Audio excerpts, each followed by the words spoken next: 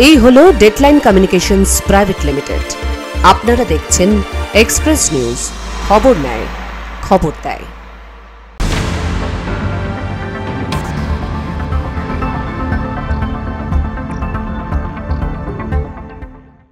Express today brought you by Ankur বাইকন private limited. নমস্কার, express নিউজে আপনাদের স্বাগত। আমি সঞ্জীব। শুরু করছি এক্সপ্রেস টুডে।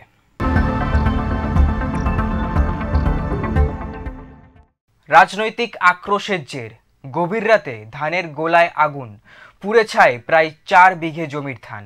বাঁকুড়ার জয়পুর থানার পদমপুর গ্রামের রাজনৈতিক প্রতিহিংসার অভিযোগে চাঞ্চল্য ছড়িয়েছে এলাকায়। বিরোধী রাজনৈতিক দলের সঙ্গে যুক্ত থাকার শাস্তি। রাতের অন্ধকারে 4 বিঘা জমির ধানে আগুন লাগিয়ে পুড়িয়ে দেওয়ার অভিযোগ উঠল দুষ্কৃতীদের বিরুদ্ধে। স্থানীয় সূত্রে জানা গেছে, মধুসূদন লোহার ভাগ চাষি হিসেবে কাজ করেন। অন্যের জমিতে চাষ করে জীবিকা নির্বাহ করেন। সেই মতো লোকের জমি ভাগে নিয়ে বড় ধান চাষ করেছিলেন এই চাষি। সেই ধান মাঠ থেকে তুলে এনে বাড়ির পাশে গোলা করে রাখা ছিল। অভিযোগ, গভীর রাতে দুষ্কৃতীরা ওই ধানের গোলায় আগুন লাগিয়ে দেয়। ভোরে পাশের বাড়ির এক ব্যক্তি আগুন দেখতে পেয়ে পরিবার ও গ্রামবাসীদের খবর দিলে সঙ্গে সঙ্গে ছুটে আসেন স্থানীয়রা। স্থানীয়দের সহযোগিতায় আগুন নেভানোর চেষ্টা হলেও ততক্ষণে পুড়ে ছাই হয়ে গিয়েছে সম্পূর্ণ ধানের গোলা। তবে পরিবারের অভিযোগ, রাজনৈতিক আক্রোশ থেকেই এই ঘটনা। ওই বিজেপি করতে তো ছেলেটা আজকে এই জন্য ধরিয়ে দিয়েছে, বুঝতে আমরা তো বুঝতে পারি, নাহলে এমনি তো আমাদের কোনো সূত্রপাত নাই তো। সত্যি কথাই তো, হ্যাঁ মনে হচ্ছে ওইটাই করেছে। জানা গেছে, ওই চাষির পরিবার স্থানীয় বিজেপি দলের সদস্য। সে কারণে রাজনৈতিক আক্রোশ থেকে উদ্দেশ্য প্রণোদিত ভাবে ধানের গোলায় আগুন লাগিয়ে দেওয়া হয়েছে, এমনটাই অভিযোগ। সে তাপস লোহার, যে চাষি, আমাদের ভারতীয় জনতা পার্টির শক্তি প্রমুখ। এর কয়েকদিন আগে ওই তাপস লোহারের ওই লোকের জমি চাষ করেছিল আলু, 25 বস্তা আলু রাতের অন্ধকারে চুরি করে নেয়। আমাদেরকে ভাবিয়ে তুলছে যে পশ্চিমবঙ্গ বর্তমানে সমাজ বিরোধীদের মুক্তাঞ্চলে পরিণত হচ্ছে আস্তে আস্তে। পুলিশি তদন্ত শুরু হলেও এখনো পর্যন্ত কেউ গ্রেপ্তার হয়নি। এই বিষয়ে তৃণমূলের পক্ষ থেকে কোনো প্রতিক্রিয়াও মেলেনি। Bureau report, express news. Arjun জোড়া গ্রামে ভূতের আতঙ্ক যেন পিছুই ছাড়ছে না সেখানকার গ্রামবাসীদের। বিজ্ঞান মঞ্চ পক্ষ থেকে নানানভাবে বোঝানোর চেষ্টা করা হলেও কিছুতেই বুঝতে চাইছে না সেখানকার স্থানীয় মানুষরা। অর্জুন জোড়া গ্রাম, দিনের বেলাতেও যেন রাতের নীরবতা, চারপাশে থমথমে পরিবেশ। মানুষের চোখে মুখে সর্বদা আতঙ্কের ছাপ স্পষ্ট। অর্জুন জোড়া গ্রাম সহ আশেপাশের বেশ কয়েকটি গ্রামের মানুষজনের বদ্ধমূল ধারণা, এই গ্রামে ভূতের বসবাস। পশ্চিমবঙ্গ বিজ্ঞান মঞ্চের পুরুলিয়া শাখার পক্ষ থেকে বিভিন্নভাবে সচেতনতার বার্তা প্রচার করলেও দীর্ঘ প্রায় 1 মাস হয়ে গেল, তবুও ভয় ভীতি কাটছে না মানুষের মন থেকে। এলাকার প্রাইমারি, মাধ্যমিক, উচ্চ মাধ্যমিক স্কুলগুলি প্রায় বন্ধের মুখে। ভূতের ভয়ে কোনো অভিভাবক তাদের বাচ্চাদের পাঠাচ্ছেন না স্কুলে।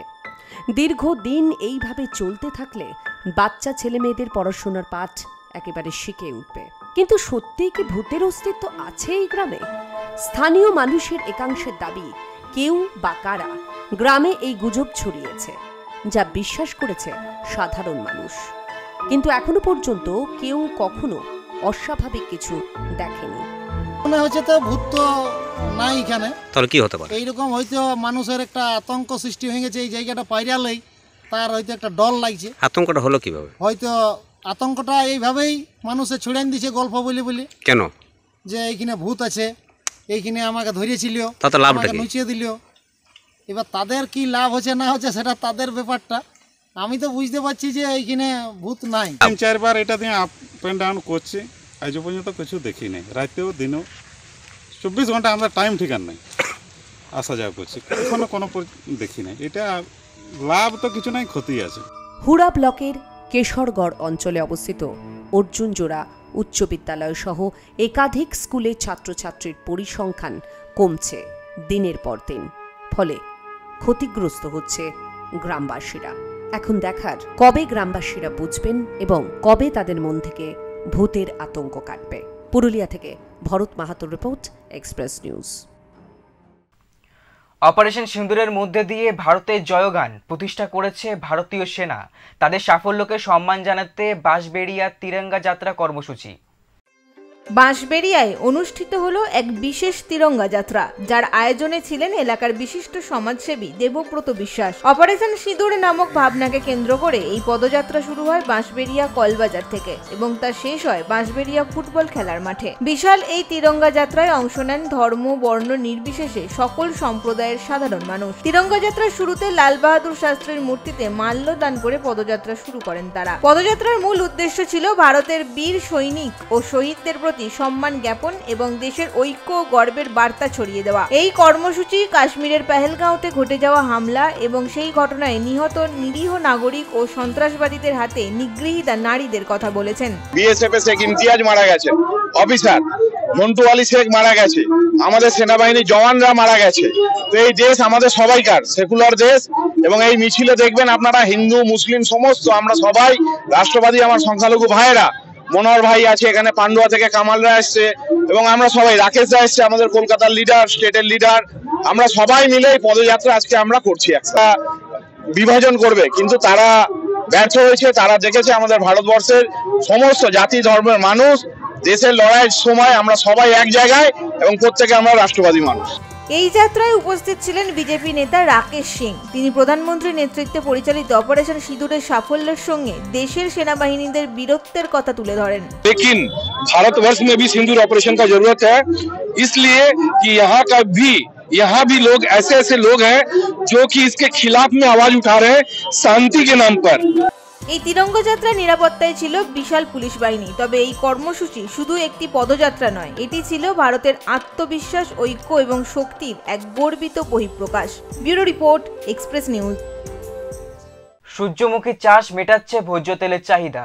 ঝাড়গ্রামের সাকরাইলের একাধিক এলাকায় প্রথমবার সূর্যমুখী চাষেই মিলেছে বড়সড় সাফল্য। অন্যান্য ফসল চাষ করতে যে শ্রম আর অর্থ বিনিয়োগ হতো, তার চেয়ে সূর্যমুখী চাষ সহজ ও লাভজনক। বিগত দিনে এই পতিত জমিগুলিতে কৃষকরা চাষ করতেন আলু, বেগুন সহ বিভিন্ন ফসল। তবে এবার চাষে একটু ভিন্নতা এনেছেন তারা। সূর্যমুখী ফুলের চাষ শুরু করেছেন তারা। কিন্তু হঠাৎ সূর্যমুখী ফুলের চাষ কেন? কৃষকরা জানিয়েছেন, ধান চাষ করলে এলাকায় দাঁতাল হাতির তাণ্ডবে চাষের প্রচুর ক্ষয়ক্ষতি হয়। তবে সেই ক্ষতির সম্ভাবনা সূর্যমুখী চাষে নেই।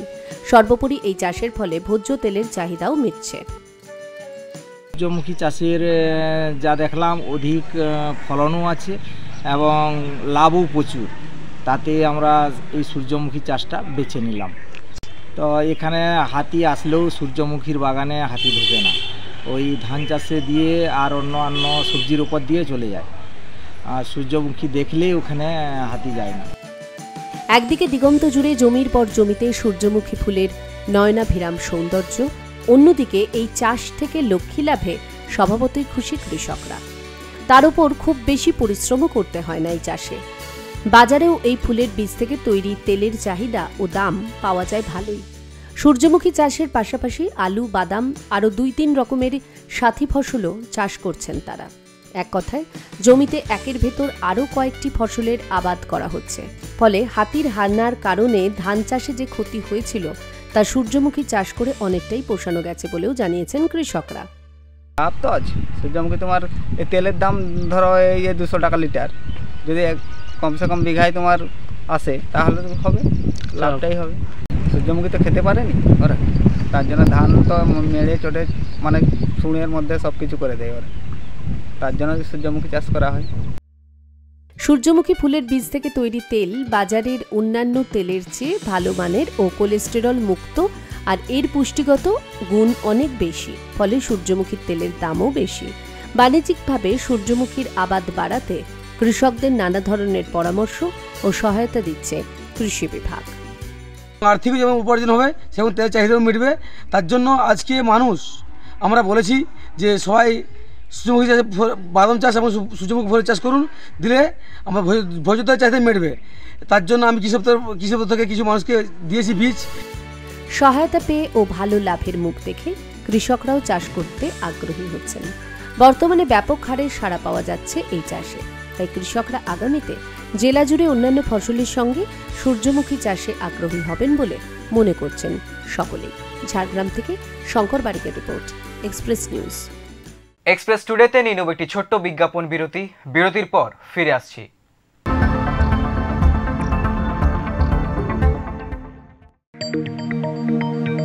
অঙ্কুর বায়োকেম প্রাইভেট লিমিটেড ইস্টার্ন ইন্ডিয়াতে সর্ববৃহৎ ইথানল প্রস্তুতকারক।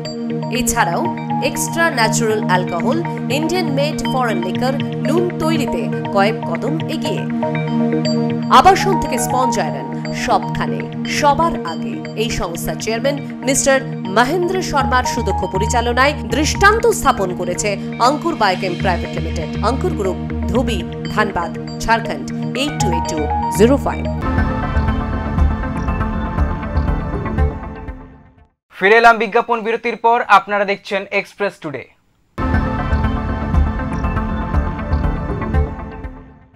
গ্রামে গিয়ে বৈঠক করেও কাটল না ভাবাদিঘির জট। ক্ষোভের মুখে পড়ে শূন্য হাতে ফিরতে হলো প্রশাসনিক আধিকারিকদের। ফলে থমকে রইল তারকেশ্বর বিষ্ণুপুর রেল চলাচলের কাজ। হাইকোর্টের রায়ের পর প্রায় 2 মাস অতিক্রান্ত হলেও ভাবাদিঘির জট কাটার কোনো লক্ষণই দেখা যাচ্ছে না। এদিন রেল মৎস্য দপ্তর থেকে ব্লক প্রশাসনের আধিকারিকরা গোঘাটের ভাবাদিঘি গ্রামে যান। সেখানে গ্রামের মানুষের সঙ্গে প্রকল্প নিয়ে আলোচনা হয়। আলোচনার সময় প্রশাসনিক আধিকারিকদের সামনে ক্ষোভ প্রকাশ করেন গ্রামবাসীরা। যদিও প্রশাসনিক আধিকারিকরা আবারও আলোচনার আহ্বান জানিয়ে এদিন ফিরে যান। একটা এত বড় দিঘি যাকে কেন্দ্র করে গ্রামের এত বড় আর্থ সামাজিক কাজকর্ম চলছে, সেটাকে পুনরুজ্জীবন তথা প্রাণদান, সেটা নিয়ে আমরা পরবর্তী পদক্ষেপ ভাববো। এবার যেমন যেমন সময় প্রশাসনিক নির্দেশ যা থাকবে, উদ্বোধন কর্তৃপক্ষের যা যা নির্দেশ থাকবে, আমরাও সেই মধ্যে এগিয়ে যাব। ভাবাদিঘির উপর নির্ভর করে এলাকার আর্থসামাজিক পরিস্থিতি পুনরুজ্জীবন করে কিভাবে এলাকায় রেলপথ চলাচলের ব্যবস্থা করা যায় সেই নিয়েই মূলত আলোচনা হয়েছে বলে জানা গেছে। তবে এরপরেও স্পষ্ট কোনো নির্দেশিকা পাওয়া যায়নি গ্রামবাসীদের তরফ থেকে। জট কাটলো কি কাটলো না সেটা লোকাল অ্যাডমিনিস্ট্রেশন, ডিস্ট্রিক্ট প্রশাসন এবং রাজ্য প্রশাসনের উপর পুরোটা নির্ভর করে। আমরা মহামান্য কলকাতা হাইকোর্ট তথা সুপ্রিম কোর্টেও যে জাজমেন্ট এসছে, সেই জাজমেন্ট অনুযায়ী কাজ হলো কি হলো না সেটা আমরা শুধু দেখব। হবে কি না হবে সেটা লোকাল অ্যাডমিনিস্ট্রেশন সেটা ফলো করবে। প্রসঙ্গত তারকেশ্বর বিষ্ণুপুর রেল প্রকল্প আজও গোঘাটের ভাবাদিঘি জটে আটকে আছে। 2010 সাল থেকে এই এলাকার কাজ বন্ধ রয়েছে। বাকি অনেকটা অংশে রেল লাইন পাতার কাজ শুরু হলেও ভাবাদিঘির বাসিন্দাদের আন্দোলনের জেরে সেখানে বন্ধ কাজ। সম্প্রতি কলকাতা হাইকোর্ট 3 মাসের মধ্যে ভাবাদিঘিতে কাজ শুরু করার নির্দেশ দিয়েছেন। এরপর থেকে বারবার বৈঠক হলেও কাজের কাজ কিছুই হচ্ছে না। Bureau report, express news. নাবালিকা অন্তঃসত্ত্বা নিয়ে দুশ্চিন্তায় স্বাস্থ্য দপ্তর। প্রতিনিয়ত হাসপাতালে হাজির হচ্ছে নাবালিকা অন্তঃসত্ত্বারা। নাবালিকা বিবাহ রোধের স্বাস্থ্য দপ্তর ও প্রশাসনের বিভিন্ন স্তরে সচেতনতামূলক প্রচার সত্ত্বেও জেলায় ক্রমশ বাড়ছে নাবালিকা বিবাহ ও নাবালিকা অন্তঃসত্ত্বার সংখ্যা। কপালে চিন্তার ভাঁজ প্রশাসনের। প্রশাসনিক রিপোর্ট অনুযায়ী জানা গেছে 2024-25 অর্থবর্ষে পশ্চিম মেদিনীপুরের 21টি ব্লক ও 7টি পৌর এলাকায় নাবালিকা অন্তঃসত্ত্বার সংখ্যা 9139। সবথেকে বেশি রয়েছে কেশপুর ব্লকে। কিন্তু কেন এমন নাবালিকা অন্তঃসত্ত্বার সংখ্যা উত্তর বৃদ্ধি পাচ্ছে তা নিয়ে উঠছে প্রশ্ন। যে সংখ্যা কপালে চিন্তার ভাঁজ ফেলেছে স্বাস্থ্য দপ্তর থেকে জেলা প্রশাসনের আধিকারিকদের। প্রশাসনের আধিকারিকদের উপলব্ধি, নাবালিকার বিয়ে রুখতে না পারলে কমানো যাবে না নাবালিকা অন্তঃসত্ত্বার হার। ফলে নাবালিকার বিয়ে বন্ধ করতে একগুচ্ছ পরিকল্পনা নিয়েছে জেলা প্রশাসন। পাশাপাশি ভিলেজ চাইল্ড প্রোটেকশন কমিটিগুলিকেও সক্রিয় হওয়ার নির্দেশ দেওয়া হয়েছে। অ্যাওয়ারনেস ওয়ার্কশপ করে এটা সম্বন্ধে মানুষকে অ্যাওয়ার করা হচ্ছে, কিন্তু এখনো কিছুটা খামতি থাকছে, যেটা আমাদের যারা স্বেচ্ছাসেবী সংস্থা ও বিভিন্ন ক্লাবগুলো যারা গণসংগঠন, তাদেরকে আস্তে আস্তে যদি আমরা এই কাজে যুক্ত করতে পারি, তাহলে তারা তাদের সারা বছর যে অ্যাক্টিভিটিস বিভিন্ন ক্লাব, রক্তদান শিবির থেকে আমাকে খেলাধুলা করে, তার মধ্যে এখন যা বোঝা যাচ্ছে বাল্যবিবাহ রোধে আমাদের ক্লাবগুলোকে ইনভলভ করে, স্বেচ্ছাসেবী সংস্থা এনজিওকে ইনভলভ করে আরো বেশি করে প্রত্যন্ত মানুষের কাছে পৌঁছাতে হবে, তবেই এই প্রভাবটা কমবে। ইতিমধ্যেই জেলা প্রশাসনের পক্ষ থেকে 2টি ফোন নাম্বার চালু হয়েছে, যেখানে জেলা কন্ট্রোল রুমে সরাসরি জানানো যাবে নাবালিকা বিবাহের তথ্য এবং অন্য নাম্বারে সরাসরি ফোন করা যাবে পুলিশের কাছে। এই নাম্বারগুলি ভিন্ন ভাষায় লিখে এলাকায় পোস্টারিং করা হবে, যাতে মানুষের কাছে বিষয়টা সচেতনতার বার্তা হিসেবে প্রকাশ পায়। সেক্ষেত্রে বাল্যবিবাহ অনেকটাই রোধ করা সম্ভব হবে বলে মনে করছে জেলা স্বাস্থ্য দপ্তর। কভার করছি বিভিন্ন ধরনের আমাদের চাইল্ড ম্যারেজ আছে, কি করে বেসিক্যালি ইনফরমেশন অ্যাওয়ারনেস করতে পারবো, সেরকম যে আছে আমাদের দায়িত্ব নিতে হবে কি পশ্চিম মেদিনীপুরকে আমাদের জিরো যে আছে চাইল্ড ম্যারেজ হিসাবে একটু ডিস্ট্রিক্ট যে আছে করতে, because it creates lot of issues on the ground. স্বাস্থ্য দপ্তর থেকে পুলিশ প্রশাসন বা স্কুল কলেজে বাল্যবিবাহ বন্ধে বিভিন্ন সচেতনতামূলক প্রচার অভিযান হলেও জেলায় নাবালিকা বিবাহ ও নাবালিকা অন্তঃসত্ত্বার সংখ্যা বৃদ্ধিতে দুশ্চিন্তায় ব্লক থেকে জেলা স্বাস্থ্য দপ্তর ও প্রশাসনের একাধিক আধিকারিকরা। রাজ্য সরকারের কন্যাশ্রী রূপশ্রীর মতো প্রকল্প নিয়ে যেখানে সাফল্য চর্চা হতে দেখা যায়, সেখানে নাবালিকা বিবাহ ও অন্তঃসত্ত্বার পরিসান দেখে সরকারের প্রকল্প নিয়েও প্রশ্ন উঠছে। পশ্চিম মেদিনীপুর থেকে অলোক সাঁতরার report, express news. Express today এখনকার মতো এ পর্যন্তই। চোখ রাখুন এক্সপ্রেস নিউজে। এক্সপ্রেস নিউজ, খবর নেয়, খবর দেয়।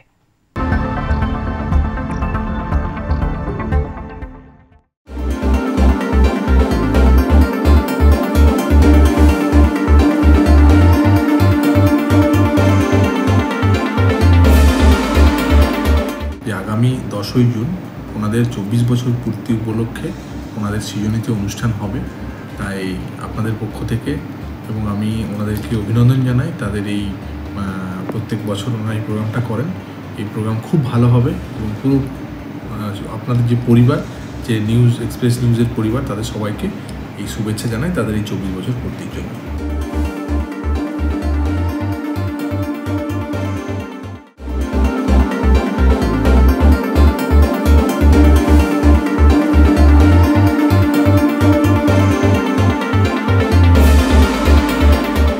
এক্সপ্রেস নিউজ আগামী 10ই জুন তাদের 24 বছর যাত্রাপথ সম্পূর্ণ করছে।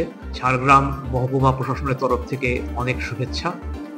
সংবাদ মাধ্যম যেভাবে গণতন্ত্রের অন্যতম একটি স্তম্ভ হিসেবে কাজ করে, আমি আশা করব এক্সপ্রেস নিউজ একইভাবে খুব দায়িত্বশীল সংবাদ মাধ্যমের ভূমিকা পালন করবে।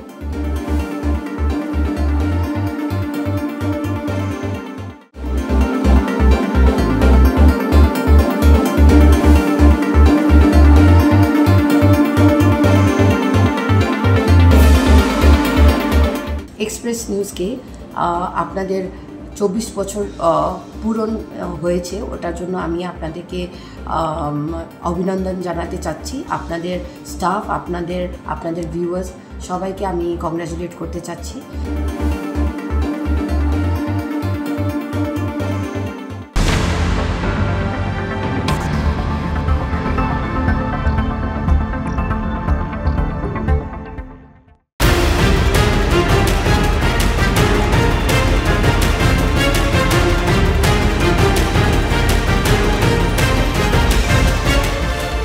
এই হলো ডেডলাইন কমিউনিকেশনস প্রাইভেট লিমিটেড। আপনারা দেখছেন এক্সপ্রেস নিউজ, খবর নেয়, খবর দেয়।